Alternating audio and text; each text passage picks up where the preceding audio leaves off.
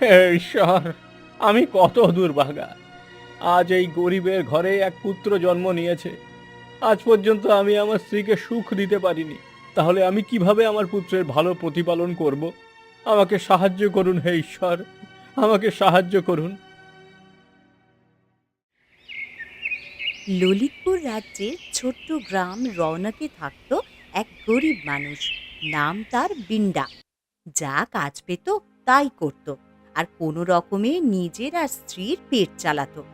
নিজেদেরই দারিদ্র্যের কারণে স্বামী স্ত্রী দুজনেই খুব দুঃখী ছিল। এই দারিদ্র্যের মধ্যেই তাদের একটি সন্তান জন্মালো। তারা তাদের ছেলের নাম রাখল চান্দা। শোনো জি, আগে আমরা দুজন ছিলাম, তখনই পরিবারে খরচ চালানো কঠিন ছিল। এখন ঈশ্বরের দয়ায় আমরা তিনজন হয়েছি, তাই আমি একটা কথা ভেবেছি। কি কথা ভেবেছো তুমি, কৌশল্যা? আমি বলি কি, আজ থেকে আমিও ক্ষেত খামারে কাজ করতে যাব। কৌশল্যার কথা শুনে বিন্ডা দুঃখী হয়ে উঠল। কৌশল্যা, আমাদের বিয়ের এত বছর হয়ে গেছে, আর আজ পর্যন্ত আমি তোমাকে কোনো সুখ দিতে পারিনি। তুমি দুঃখী কেন হচ্ছ গো? দুঃখ সুখ তো জীবনে আসতেই থাকে। আর আমরা এক গাড়ির দুটো চাকা, দুজনকে সমানভাবে চলতে হবে, তবেই তো সংসার ভালোভাবে চলবে। হ্যাঁ কৌশল্যা, তুমি ঠিকই বলছো। কৌশল্যা, এসবই পূর্বজন্মের পাপের ফল। 12 বছরে তো আবর্জনা স্তূপের দিনও ফেরে। তাহলে আমরা এমন কি পাপ করেছি যে দারিদ্র্য আমাদের সাথে লেগেই রইল?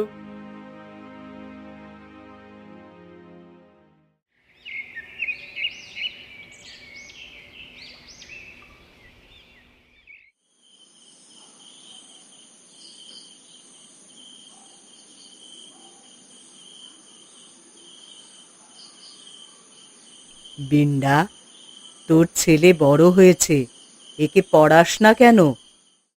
দেবী সরস্বতী, আপনি তো আমার আর্থিক পরিস্থিতি সম্পর্কে ভালোভাবেই অবগত। এমন কঠিন পরিস্থিতিতে আমি কিভাবে চান্দাকে পড়াতে পারি? যাই হোক বিন্ডা, তোর শরীরে যতই কষ্ট হোক, যেভাবেই হোক, চান্দাকে অবশ্যই পড়া। ওকে পড়ালেই তোর দারিদ্র্য দূর হবে। তৎক্ষণাৎ বিন্দার চোখ খুলে গেল এবং সে ভাবতে লাগলো, এ আমি কেমন স্বপ্ন দেখলাম?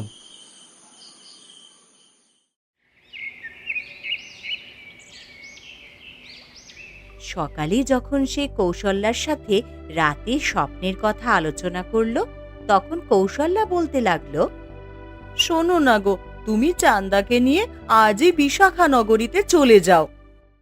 বিশাখা নগরী? কিন্তু ওখানে কেন? বিশাখা নগরীতে চৈতন্য নামের এক বিদ্বান থাকেন। শিক্ষা জগতে তার খুব নাম আছে। তুমি চান্দাকে বিদ্যা অর্জনের জন্য তার কাছেই নিয়ে যাও। কিন্তু কৌশল্যা, এই কাজের জন্য তো অনেক টাকার প্রয়োজন হবে। কোথা থেকে আসবে সেই টাকা? এর জন্য তুমি সুখে লালার কাছে চলে যাও। কি? সুখেলালার কাছে? হ্যাঁ গো, গ্রামে ওই তো একমাত্র মহাজন। চান্দার শিক্ষার জন্যে ওর কাছ থেকে তুমি ঋণ নাও। কৌশল্যা, সুখেলালা একজন অত্যাচারী মহাজন। সে সব সময় গরিবদের শোষণ করে।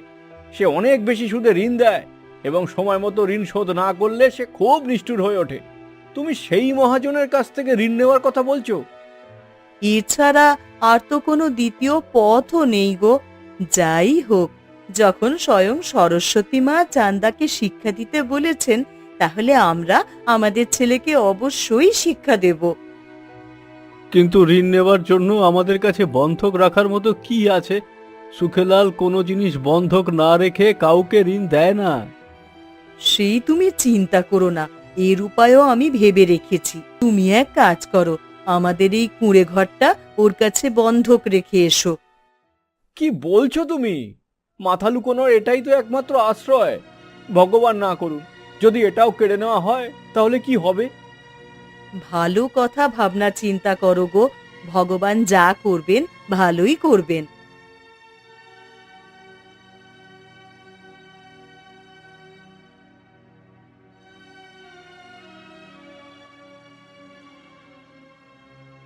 সেই দিনই বিন্ডা সুখে লালার বাড়িতে পৌঁছলো এবং বলতে লাগলো, রাম রাম সুখেলালজি।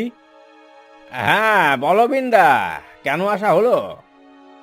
আসলে লালাজি, একটা দরখাস্ত নিয়ে এসেছি আপনার কাছে। হ্যাঁ হ্যাঁ বলো বিন্দা, তোমার কি দরখাস্ত?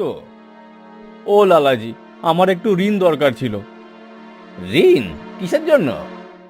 আমি আমার ছেলেকে পড়াতে চাই লালা, এর জন্য আমার ঋণ দরকার। ও, তাহলে তুমি ঋণ নেবে? কিসের উপর? আরে মানে বন্ধক রাখার মতো তোমার কাছে কি আছে? লালা, তুমি তো জানোই আমি কত গরিব। সবকিছু মিলিয়ে শুধু একটা কুঁড়ে ঘরই আছে আমার কাছে। সেই কুঁড়ে ঘরটাই আপনার কাছে বন্ধক রেখে দেবো লালা। লালা মনে মনে ভাবতে লাগলো, হ্যাঁ, চুক্তি খারাপ হবে না। বিনটা তো ঋণ শোধ করতে পারবে না, তাহলে ওর কুঁড়ে ঘরের উপর আমার দখল হয়ে যাবে। হ্যাঁ ঠিক আছে ঠিক আছে ঠিক আছে বিন্ডা, আমি তোমাকে 100টি রূপার মুদ্রা ধার দিতে পারি। ঠিক আছে লালাজি, আপনার বড় মেহেরবানি হবে।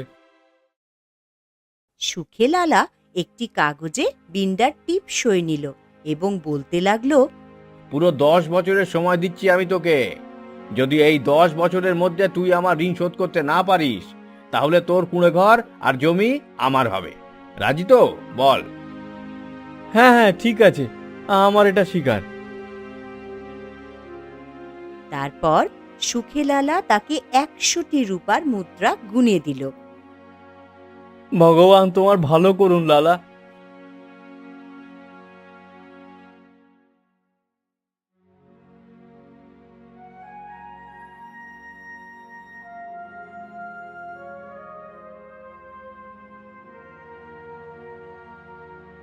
বিন্ডা তার ছেলে চান্দাকে সাথে নিয়ে সেই দিনই বিশাখা নগরীর দিকে রওনা দিল।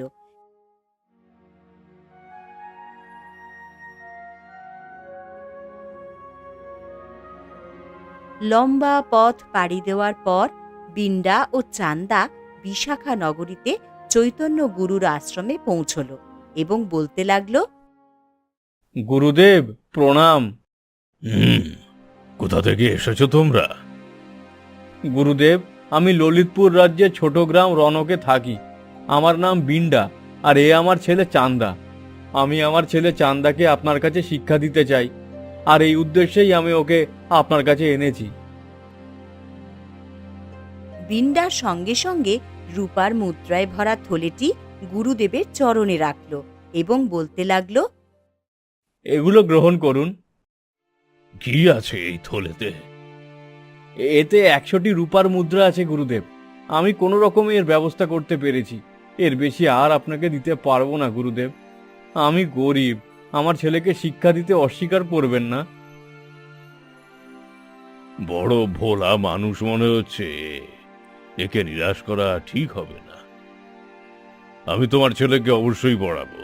বিন্ডা, তোমার পুত্র 10 বছরের জন্য আমাদের আশ্রমে থাকবে, তবেই ওর শিক্ষা সম্পূর্ণ হবে। হ্যাঁ গুরুদেব।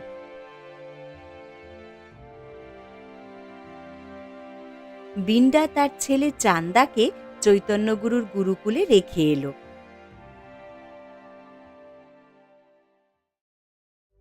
বিন্ডা আর কৌশল্যার দৈনন্দিন জীবন আগের মতোই চলতে লাগলো। এদিকে চান্দা চৈতন্য গুরুর কাছে শিক্ষা পেতে শুরু করলো। 10 বছর কখন কেটে গেল বোঝাই গেল না। তখন গুরুজি বলতে লাগলেন, চান্দা, আজ তোমার শিক্ষা সম্পূর্ণ হলো। তুমি আমাদের শিষ্যদের মধ্যে সবচেয়ে মেধাবী ছাত্র। এ নিয়ে আমরা সর্বদা গর্বিত থাকব। চান্দা গুরুর চরণ স্পর্শ করল। চান্দা, এবার তুমি তোমার বাবা মায়ের কাছে ফিরে যাও। তোমার অপেক্ষায় না জানি তারা কতদিন ধরে পথ চেয়ে আছে।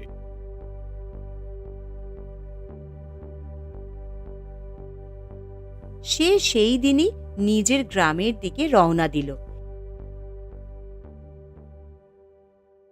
এবং লম্বা পথ পাড়ি দিয়ে নিজের গ্রাম রৌনকে পৌঁছল। চান্দা এগিয়ে গিয়ে বিন্ডার পা ছুল। আরে আরে, কি বলছো? কে তুমি?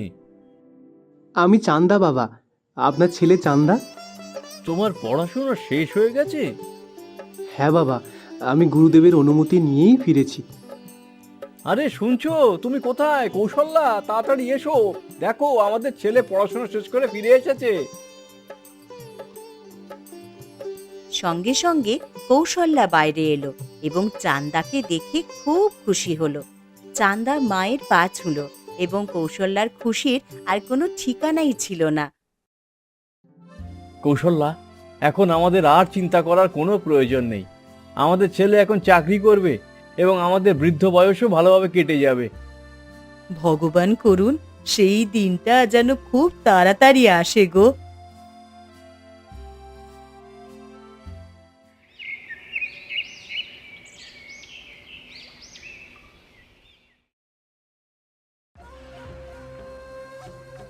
পুরো 10 বছর তো কেটে গেছে। চলো ভাই, এখন বিন্ডার কাছ থেকে রূপার মুদ্রা ফেরত চাওয়ার সময় এসেছে।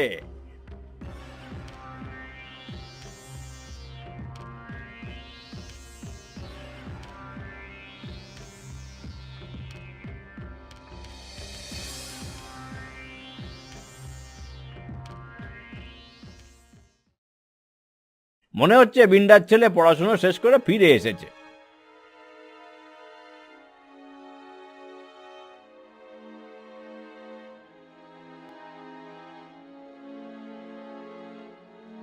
আরে, আপনি সুখে লালা? আপনি আমাকে ভুলে যাননি? আপনি কোনো ভোলার জিনিস নাকি?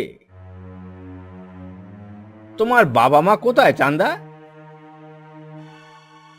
চান্দা এই কথা শুনে চুপ করে রইল। এটা দেখে লালার মেজাজ চড়ে গেল। আরে বলছো না কেন, তোমার বাবা মা কোথায়?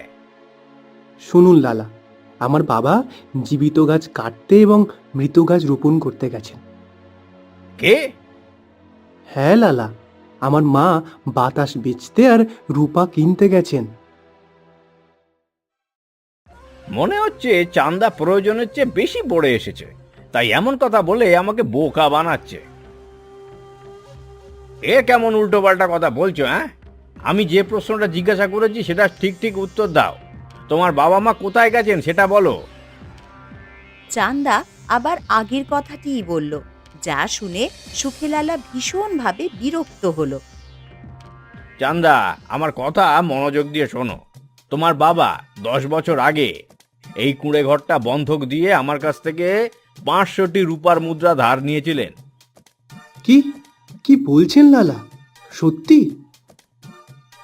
হ্যাঁ চান্দা, বিন্ডা 10 বছর কেটে গেলেও সেই মুদ্রাগুলো আমাকে ফেরত দেয়নি। আজ আমি আমার মুদ্রা নিতে এসেছি। যদি তুমি সত্যি সত্যি বলে দাও তোমার বাবা মা কোথায়, তাহলে তাহলে কি করবে তুমি সুখে লালা? লালা ভাবতে লাগলো, ছেলেটা খুব চালাক, এর সাথে চালাকি করে কাজ নিতে হবে। চান্দা, যদি তুমি বলে দাও তোমার বাবা মা কোথায়, তাহলে আমি আমার ধার নেওয়া মুদ্রাগুলো ফেরত চাইবো না। অর্থাৎ আপনি ঋণ মাফ করে দেবেন? হ্যাঁ হ্যাঁ, আমি ঋণ মাফ করে দেব। তুমি শুধু বলো তোমার বাবা মা কোথায়। সুখে লালা, আমি আপনার কথায় বিশ্বাস করব কিভাবে? আরে আমি পৃথিবী আর আকাশকে সাক্ষী বানাচ্ছি যে যদি তুমি আমাকে এটা বলে দাও যে তোমার বাবা মা এই মুহূর্তে কোথায়, তাহলে আমি ধারের মুদ্রাগুলো ফেরত চাইবো না। বলো। লালা, এই পৃথিবী আর আকাশ কথা বলতে পারে না, তাই এদের সাক্ষী বানানো যায় না। তাহলে যদি আপনি কোনো জীবিত প্রাণীকে সাক্ষী বানান, তাহলে আমি আপনার কথা মানব। লালার চোখ তার কুঁড়ে ঘরের ওপরে বসে থাকা প্রজাপতির ওপরে পড়ল এবং সে বলতে লাগলো, হ্যাঁ, তাহলে শোনো, আমি এই প্রজাপতিকে সাক্ষী মেনে ওয়াদা করছি যে যদি তুমি আমাকে তোমার বাবা মায়ের ঠিকানা বলে দাও, তাহলে আমি তোমার বাবাকে দেওয়া ধার মাফ করে দেব। এই তো হলো কিছু কথা। এবার শুনুন, আমি আপনাকে বলেছিলাম যে বাবা জীবিত গাছ কাটতে আর মৃত গাছ রোপণ করতে গেছেন। এর মানে হলো তিনি গাছ কেটে কোনো বাড়ির সামনে বেড়া লাগাতে গেছেন। ও, তাহলে এটা মনে ছিল তোমার? আর আমি বলেছিলাম যে আমার মা বাতাস বেচতে আর রূপা কিনতে গেছেন। আমার কথার মানে ছিল যে তিনি পাখা বেচতে এবং বিক্রি থেকে পাওয়া টাকায় তেল কিনতে গেছেন, যাতে ঘরে চাঁদের আলোর মতো আলো হয়। হ্যাঁ, তুমি সত্যি বুদ্ধিমান চান্দা। ঠিক আছে, এবার আমি চলি। সুখেলালাকে চলে যেতে দেখে চান্দা ভাবতে লাগলো, শালা, তুই আজ পর্যন্ত অনেক সরল সাদা আর গরিব মানুষকে নিজের শিকার বানিয়েছিস। দেখ এবার তুই আমার জালে কিভাবে ফাঁসিস।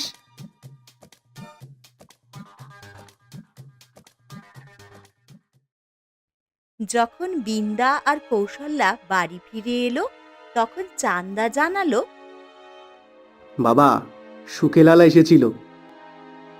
ও কৌশল্যা, এখন কি হবে? বাবা, আপনি ঘাবড়াবেন না, আমি এসেছি তো। ওই সুদখোর লালার সাথে আমি বোঝাপড়া করে নেব। তুমি? কিন্তু কিভাবে বেটা? লালা খুব চালাক। বাবা, ঘাবড়াবেন না, ঘাবড়াবেন না। ঈশ্বর যা চাইবেন তাই হবে, এবং তিনি ঠিকই করবেন।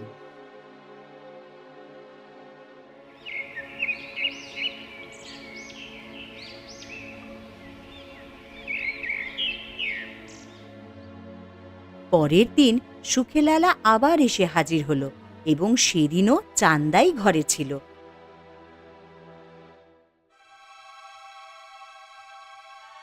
তা লালা, আজ কেন আসা হলো?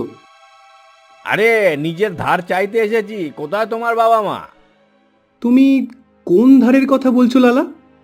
ও আচ্ছা, সেই ধার যেটা গতকাল তুমি মাফ করে দিয়েছিলে, তাই না? কে? আমি কখন মাফ করলাম? তুমি মিথ্যা বলছো চান্দা। লালা, কথা ঘুরিও না। যখন ঋণ মাফ হয়ে গেছে, তাহলে ফেরত দেবার প্রশ্ন কেন উঠছে? চান্দা, আমি তোকে আর তোর বাবাকে রেহাই দেব না। আমি দরবারে তোদের দুজনের বিরুদ্ধে অভিযোগ নিয়ে যাব। যাও যাও, এই ইচ্ছাও পূরণ করে দেখে নাও।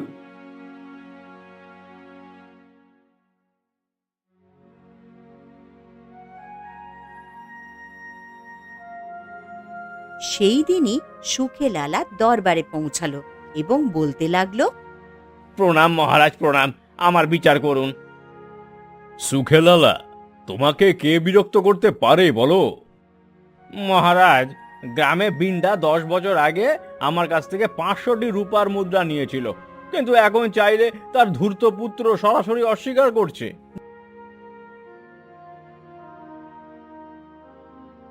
বিন্ডা আর চান্দাকে দরবারে ডেকে পাঠানো হলো এবং মহারাজ বলতে লাগলেন, বিন্ডা, এটা কি ব্যাপার?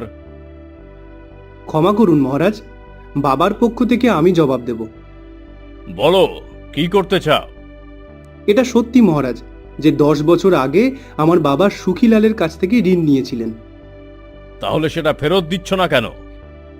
সেটাই তো বলতে যাচ্ছি রাজন। গতকাল সুখীলালা আমাদের বাড়িতে এসেছিলেন। তখন তিনি ঋণ মাফ করার জন্য আমাকে প্রতিশ্রুতি দিয়েছিলেন। তাহলে ঋণ ফেরত দেওয়ার প্রশ্ন কোথায় থাকে? চান্দা, তোমার কথা প্রমাণ করার জন্য তোমার কাছে কি কোনো প্রমাণ আছে? তখন চান্দা বিস্তারিতভাবে রাজাকে তার এবং সুখেলালার মধ্যে গতকালের কথোপকথনের বিষয়ে জানালো। তাহলে একটি প্রজাপতি হলো তোমার সাক্ষী? হ্যাঁ রাজন, সুখীলালা একটি প্রজাপতিকে সাক্ষী বানিয়ে তার সামনে ধার মাফ করার কথা বলেছিলেন। দেখো চান্দা, এটা কোনো সাধারণ পঞ্চায়েত নয়, বরং রাজ দরবার। এখানে এমন মন গড়া কথা গ্রহণ করা হয় না। ক্ষমা করুন মহারাজ, আমি মন গড়া কথা বলছি না, আমি সত্যি বলছি। গতকাল সুখীলালা তার নাকে বসে থাকা প্রজাপতিকে সাক্ষী বানিয়ে ধার মাফ করার প্রতিশ্রুতি দিয়েছিলেন। মহারাজ, এই ছেলে মিথ্যে কথা বলছে। গতকাল যখন আমি এর বাড়িতে গিয়েছিলাম, তখন প্রজাপতি আমার নাকে নয়, বরং ওর কুড়ে ঘরের উপরে বসেছিল। মিথ্যাবাদী কথাকার। এই কথা শুনে রাজা মুচকি হাসলেন। সুখেলালা এবার নিজের ভুলের আভাস পেল। রাগের বশে আমি একই বলে ফেললাম। যে কথাটা অস্বীকার করছিলাম সেটাই নিজে স্বীকার করে ফেললাম। সুখীলালা, অবশেষে তুমি আমার শব্দজালে ফেসেই গেলে। হ্যাঁ, সুখে লালা, তোমার কথা থেকে এটা প্রমাণিত হয় যে চান্দার কথা ঠিক। লালা, সত্যি সত্যি বলো, তুমি কত টাকা ধার দিয়েছিলে? মহারাজ, ভগবান মিথ্যা না বলান, বিন্ডাকে আমি 100টি রূপার মুদ্রা ধার দিয়েছিলাম।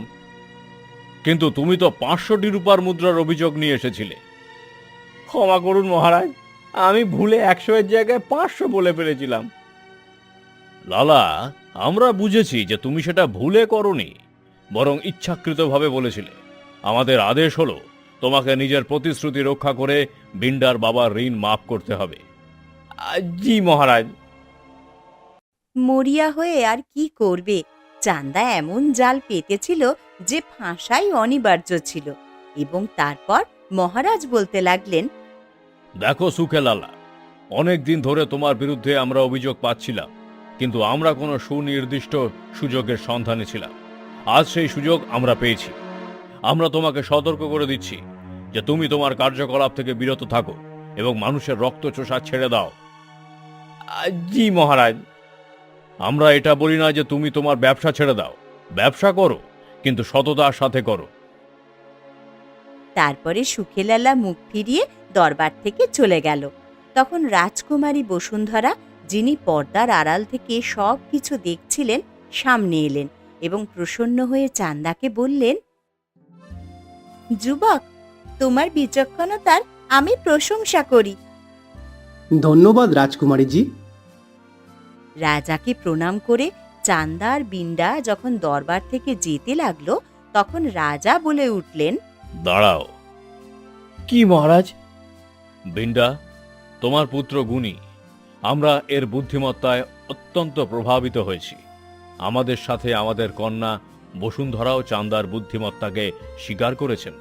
এটা দেখে আমাদের মনে হলো যে আমাদের খোঁজ সম্পূর্ণ হয়েছে। খোঁজ? কেমন খোঁজ মহারাজ? আমি তো কিছু বুঝলাম না। আমরা রাজকুমারীর জন্য উপযুক্ত বরের খোঁজে ছিলাম। বিন্ডা, তোমার পুত্রের রূপে আমরা আমাদের কন্যার বর পেয়ে গেছি। রাজন, এটা কি বলছেন? কোথায় রাজা ভোজ আর কোথায় গাঙ্গুতেলি? আমরা উঁচু নিচু মানি না বিন্ডা, আমাদের শুধু তোমার সম্মতি চাই। আমার এমন সাধ্য কোথায় রাজন যে আপনাকে মানা করতে পারি?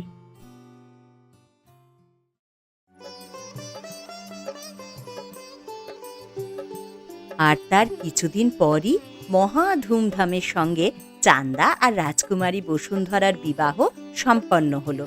তারপরে রাজা দরবারে ঘোষণা করলেন, আমাদের কোনো পুত্র নেই, অতএব জামাই চান্দাকে আমরা আমাদের রাজত্ব অর্পণ করছি।